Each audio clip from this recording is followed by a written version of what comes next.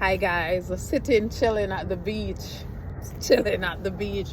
I'm telling you, it is something else. You have to be indigenous. You have to be able to be indigenous and spontaneous at the same time, where you don't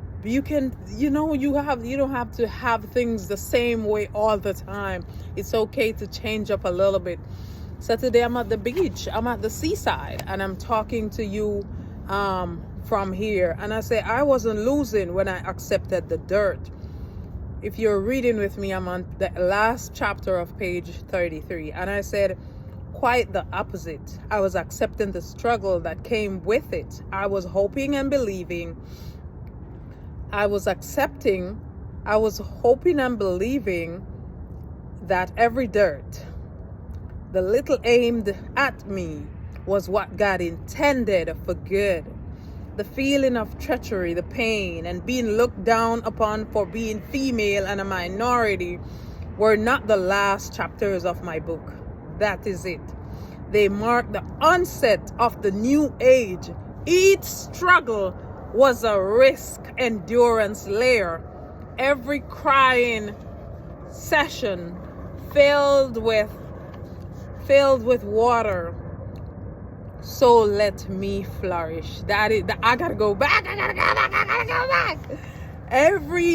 It means that every time when I used to cry, when I used to be crying, it was just a part of the struggle. It was just God letting me know that He was giving me like thick skin, like literally giving me thick skin to continue on this journey. Because why would you see what happened? I would be here today talking to you.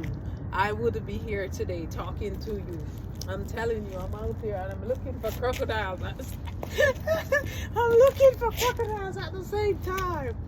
Amazing. I'm telling you, this book right here, it is I said they marked the onset of the new age. Each struggle was a risk endurance layer. So you realize that some of the things you go through in your 20, you literally cannot handle it. You go through certain things in your 20, you will lose your mind. But when you reach 30, you go through something else, and you be like, oh, I can't believe I did this. I was able to do this. And when you reach to 40, so there are layers of struggles. I remember growing up in Jamaica. I was I was the second to last child out of 11. And I saw what real struggles are. I saw my mother, I saw my father, but most importantly, my father died. I was 15 years old, so I can barely relate to a lot of things, but I remember vividly. But my mother, I literally saw my mother struggle, like saw what struggle meant. Like I saw her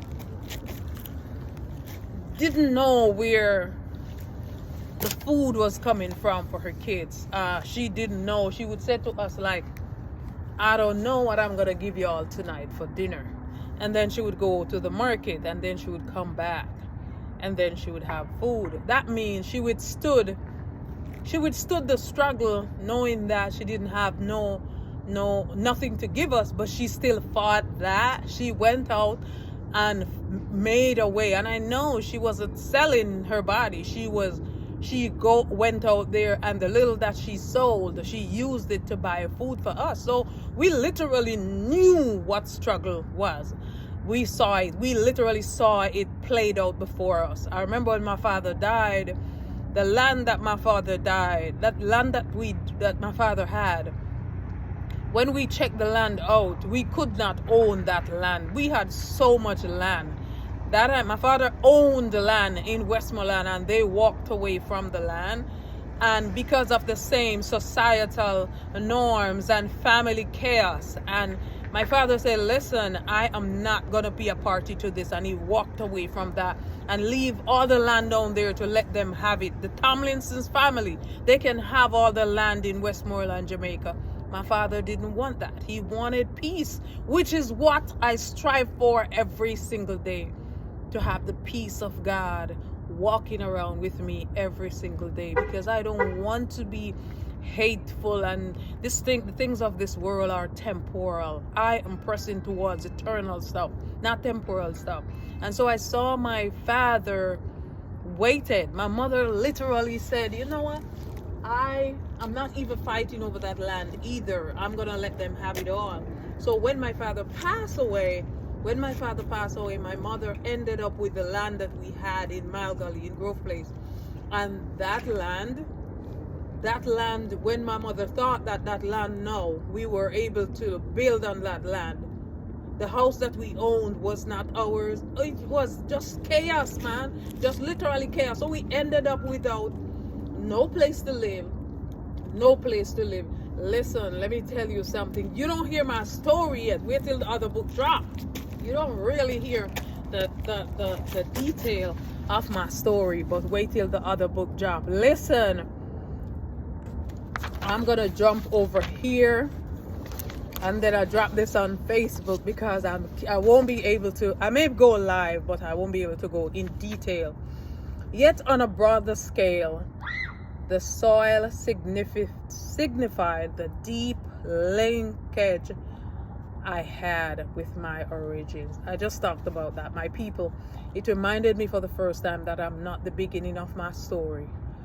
For hundreds of years, women of my kind, like me, black women, have had to endure and overcome systems of control, oppression, minimization, and silencing. Jesus have mercy. And that's why I had to get this book out, because a lot of women, our ancestors, whose shoulders we stand on and walk around every single day, and know that the best is yet to come. They dreamt it. Martin Luther King had a dream. Our ancestors, the women, they had a dream that one day it will get better. And now we women are speaking up, and we're saying that unacceptable.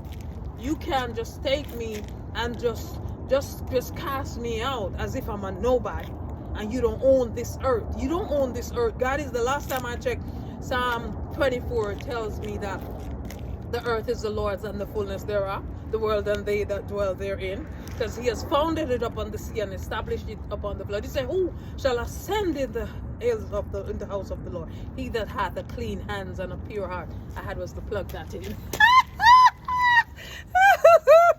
I had was to plug that in. Clean hands and a pure heart. Plug that. Clock that. Yeah, clock that right there. And so I saw it all. But guess what? We don't give up. And next we'll have part 3. This is the end of part 2.